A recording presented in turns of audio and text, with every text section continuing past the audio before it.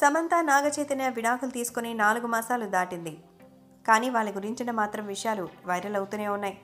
So గతంలో Naga Chaitanya Samantha రిలేషన్షిప్పై comment చేసినటువంటి కొన్ని వార్తలు ఇప్పుడు వైరల్ అవుతున్నాయి. సోషల్ మీడియాలో చాలా యాక్టివ్గా ఉండే సమంత అభిమానుల నుంచి అనేక రకాల ప్రశ్నలు వస్తాయి. వాటికి సమంత కూడా సావధానంగా సమాధానం చెప్తుంది. 2020లో సమంతకు ఒక ఊహించని ప్రశ్న వచ్చింది. సమంత ఒక గ్లామరస్ ఫోటో షేర్ చేయడంతో పాటు ఫీలింగ్ గుడ్ అంటూ సదరు పోస్ట్పై కామెంట్ కూడా పెట్టింది. ఆ ఫోటో కింద ఒక అభిమాని నాగచైతన్యకి విడాకులు ఇచ్చి నన్ను పెళ్లి చేసుకో సమంత అంటూ కామెంట్ చేశారు. ఈ కామెంట్కి సమంత రిప్లై ఇచ్చింది. అది చాలా కష్టం, నువ్వు నాగచైతన్య అడుగు అంటూ కూల్గా సమాధానం చెప్పింది.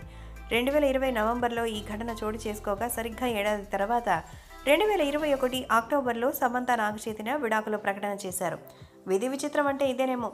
ఏదో ఫన్ కోసం సమంత అభిమాని చేసిన కామెంట్ ఏడాది చివర తర్వాత నిజమైంది. సంవత్సర కాలంలో సినారియో మొత్తం మారిపోయింది. ఎంతో ఆప్యాయంగా ఉండే చైతన్య సమంత విడిపోయారు. ఒక లేటు వయసులో వీరిద్దరు విడాకులు కావడం సమస్య.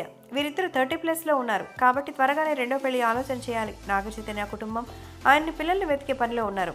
ఈసారి పెద్దలు కుదిర్చిన సంబంధం చేసుకోవాలని డిసైడ్ అయ్యాడట నాగచైతన్య. సమంత మాత్రం ఫుల్ ఫోకస్ కెరీర్ పైన పెట్టారు. ఆమె పలు ప్రాజెక్ట్కి సంతకాలు చేశారు. మైథలాజికల్ చిత్రం శాకుంతలం పోస్ట్ ప్రొడక్షన్ వర్క్ జరుపుకుంటోంది. అలాగే యశోద చిత్రం షూటింగ్ దశలో ఉంది. కొన్ని వెబ్ సిరీస్లు, చిత్రాలకు సంబంధించి సైన్ చేస్తున్నట్టు వార్తలు వచ్చాయి. ఆమె ముఖ్యంగా బాలీవుడ్లో పాగా వేసే ప్రణాళికలో ఉన్నారు. హిందీ చిత్ర పరిశ్రమలో సత్తా చాటాలని చూస్తున్న సమంత ఆ దిశగా అడుగులేస్తోంది. ది ఫ్యామిలీ మెన్ 2తో మరి సమంతకి కొంత గుర్తింపు వచ్చింది. పుష్ప మూవీతో ఐటమ్ సాంగ్ చేయడం కూడా ఆమెకు కలిసొచ్చింది. మరోవైపు చైతన్య బంగారాజు మూవీతో మరో హిట్ అందుకున్నారు. సంక్రాంతి కానుకగా విడుదలైన బంగారాజు ప్రేక్షకుల్ని అలరించింది. తండ్రి కొడుకులు నాగ్, చేతు సిల్వర్ స్క్రీన్పై అద్భుతం చేశారు. అలాగే విక్రమ్ కుమార్ దర్శకత్వంలో చేతు థ్యాంక్ యూ చిత్రం చేస్తున్నారు.